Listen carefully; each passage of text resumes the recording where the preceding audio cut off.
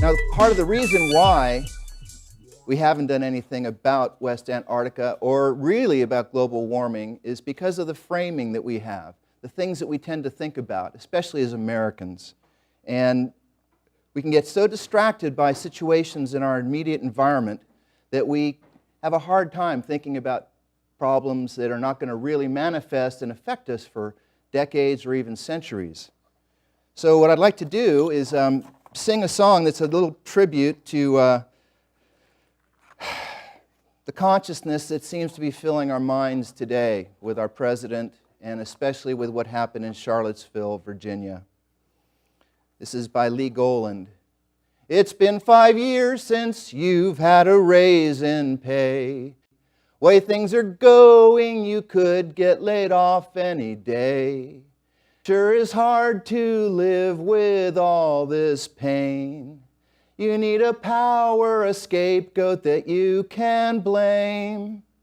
Teenage immigrant welfare mothers on drugs, it's all their fault. Teenage immigrant welfare mothers on drugs, they've got some balls. Teenage immigrant welfare mothers on drugs, they've got no class. Teenage immigrant welfare mothers on drugs, let's send them back.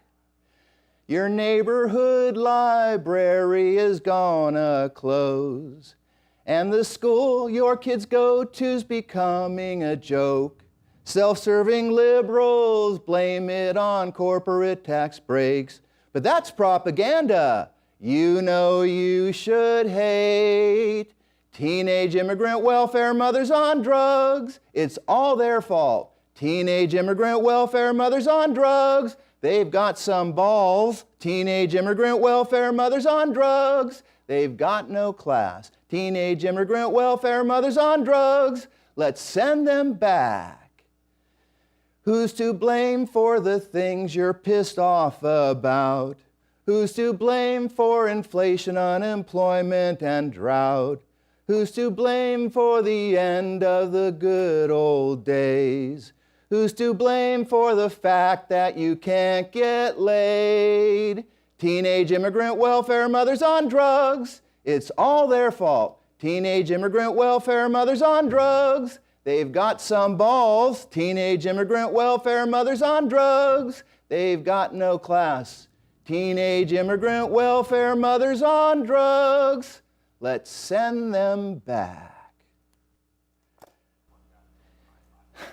So now we have a situation where we have politicians to this day that are still denying that global warming is real. Now, I believe that the people who kept us on this fossil fuel path, so that we got up to 409 parts per million, and so that our ice sheets are collapsing, it's their policies that caused that to happen. So the climate denialist policies of keeping us on fossil fuels are, to me, traitorous. Because what is a national security threat? A national security threat is usually thought of as a military, a foreign military coming and attacking us, and then we have our military that fights them. But if you think about, well, what are they doing? They're actually protecting our property. Remember, the Russians were supposed to come and take over America, or the Chinese with their huge army were going to come and take our property. So protection of property and protection of our lives, to me, are what national security is all about. So I would like to reframe national security, because now what's happened is these politicians have guaranteed that every square foot of our coastlines, all of that property, personal, private, and public property, is going to be destroyed. Not only ours, it's also this incredible act of war, because there's 131 other countries that have ocean coastlines. Because of the greenhouse gases that have been burned by the industrial nations, all of those countries are going to have their coastlines under 20 feet of water by the end of this century. So we need a way politically to get off fossil fuels. And I've been involved in the Bernie Sanders campaign. Before Bernie coined his political revolution, I was arguing for an electoral revolution. I believe that all of the Republicans and most of the Democrats who are in Congress now, who have all of this big fossil fuel money, have to literally be removed. And they have to be replaced by citizen leaders from our community of whichever party, but people who are going into Congress to really take care of the people and take care of the planet. And so an electoral revolution, I believe, should focus on replacing members of Congress in 2018. A congressional district is about 700,000 people. So if people go into areas that we lost by a few thousand votes, well, let me back up here. In 2006, when the Democrats took over the House and Senate, there were about 17 seats that they won by 5,000 votes or less. And I thought, well, you can give credit to the bloggers for getting that 5,000 votes. So what if the next time around we started to focus on the races that we lost by 5,000 votes? Those districts would be worth investing our activist time in organizing around year after year after year until we oust the conservative person who's in there. And then you could work on the areas where we lost by 10,000 votes or less. You could do this also in the primaries. I helped start two Green parties, the Citizens Party in 1980 and the Modern Green Party in 1985. And there are a lot of greenish progressive people in the Democratic Party and environmentally oriented people in the Libertarian Party and independents. And in the primaries, you could do the same kind of organizing, and instead of a centrist Democrat winning, you could have a more progressive Democrat or a greener Democrat win.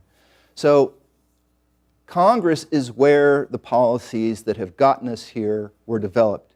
And Congress is where the solutions are going to have to be developed. We're going to have to come up with policies, a national energy policy that gets us off fossil fuels probably in 10 years or less. I mean, think about it. That seems extreme. But we're already at 409 parts per million. It's like a guy who's doing meth, 20 times a day. You can't just say, well, cut back to 19 times a day if you want the guy to live. And like I said, with these ecosystem tolerances in the tide pools and everywhere else, I mean, I'm not even going to get into the whole thing about acidification of the ocean, but there's all kinds of changes that are happening because of global warming. And when you change the ice, there's a whole set of very specific destructive consequences of that, as well as what I'm talking about with sea level. It changes there's all kinds of aquatic life problems now in Antarctica and around Greenland because of the more fresh water entering. So no one else is talking about getting off of fossil fuels. Currently, President Obama's plan, which is the only one that Democrats are talking about, is about getting off or getting down 90% by 2050. Okay, 33 years. But we could have 10 feet of sea level or 9 feet of sea level rise by then. So it's too late. So we have to do something that's not just reform measures anymore. I'm starting a new online TV show at Facebook called Ecotopia or Extinction, Reform or Revolution. So I'd like you to ask yourself, when you go to vote for anybody, whatever party, and you think about global warming, you think about the ice sheet collapse, ask yourself, could this person going into Congress, could they actually do something that will make a difference? In other words, are there reform measures? Can they change something in the budget? Can they fund the Energy Department or the EPA more? And will that do it?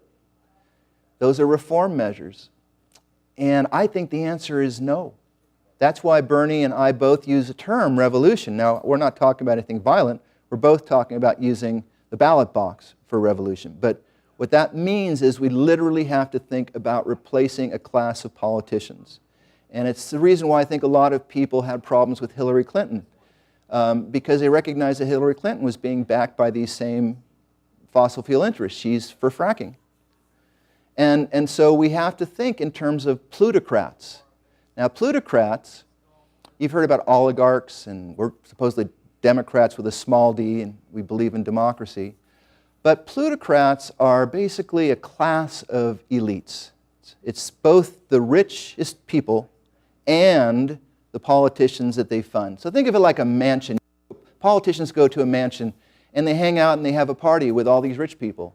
And those rich people give them money and then they split and they're going to get into Congress and they're going to pass bills, but they're not going to pass bills that these rich people don't want. And that's the way it works with both those parties. So we really have to think about ousting the plutocracy. And I hope people will use that word, plutocrats, plutocracy, because that's really what's going on. As long as we're focused on Democrats versus Republicans, we're losing the game.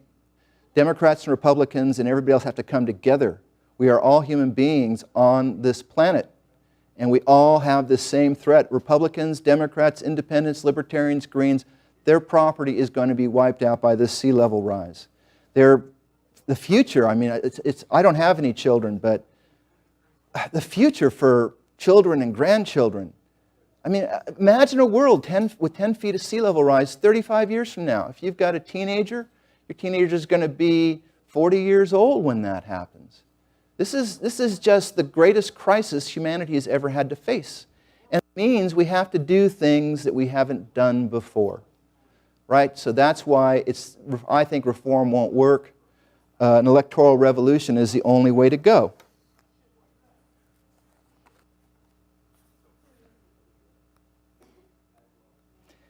This is called After the Breakdown by Dwight Worker. Hidden inside moated neighborhoods, cloned up with others like yourself, praying for that world just to go away. But your security guards aren't coming back. Most of your food, it was pre-frozen. Without electricity, it'll go bad pretty soon. Buy dry goods in bulk when the store was so near, and instead of a garden, go eat your ChemLawn grass. You ask each other whether you'll be safe. You don't ask me, but I think I know. After the breakdown, your land deeds are only as good as your supply of food and ammo. Without gas, are you going to push your car and escape? Now really, just where would you go? So barricade your doors and your windows and welcome, welcome, welcome to your own private Alamo. That's it, I hope. If you want to support this Clear the Coast Roadshow and getting the word out, you can check my website, andycaffrey.org, and you can get more information there. And if you'd like to finance the cost of doing this roadshow, please go to paypal.me/Andy Caffrey. Thank you very much.